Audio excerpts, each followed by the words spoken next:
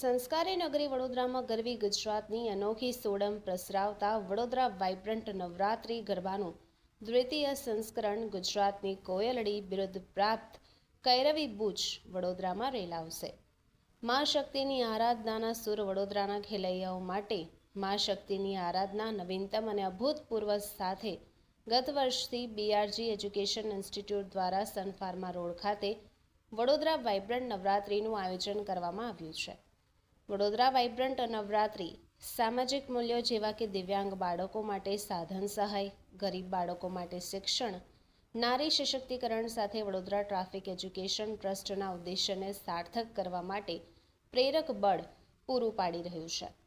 Vadodara vibrant નવરાત્રિમાં ખેલૈયાઓને ગરબા રમવાની ઉત્તમ સુવિધા સાથે સુરક્ષિત વાતાવરણ આપવામાં આવે છે.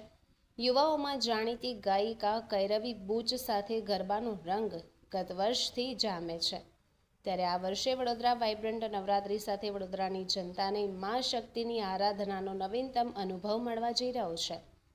વડોદરા વાઇબ્રન્ટ નવરાત્રિ દ્વારા યુનેસ્કોમાં નામાંકિત ગુજરાતના નવલા ગરબા અને રાજ્યના વિવિધ જિલ્લાઓની સંસ્કૃતિને મંચ આપવાનો સામાજિક ઉદ્દેશ્ય છે, ત્યારે આ અંગે વાઘોડિયાના ડિરેક્ટર અપેક્ષા પટેલની ખાસ ઉપસ્થિતિમાં પત્રકાર પરિષદ પણ યોજાઈ હતી.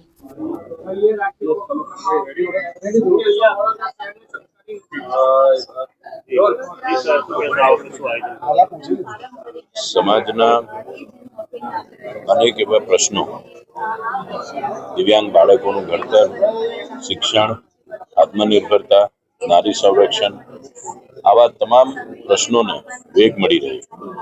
કોઈક ને કોઈક રીતે, કોઈક ને કોઈક જગ્યાએ અમે પણ મદદરૂપ થઈ શકીએ એવી ભાવનાથી વડોદરા વાઇબ્રન્ટ નવરાત્રિનું સુપાન 2024માં કરવામાં આવ્યું.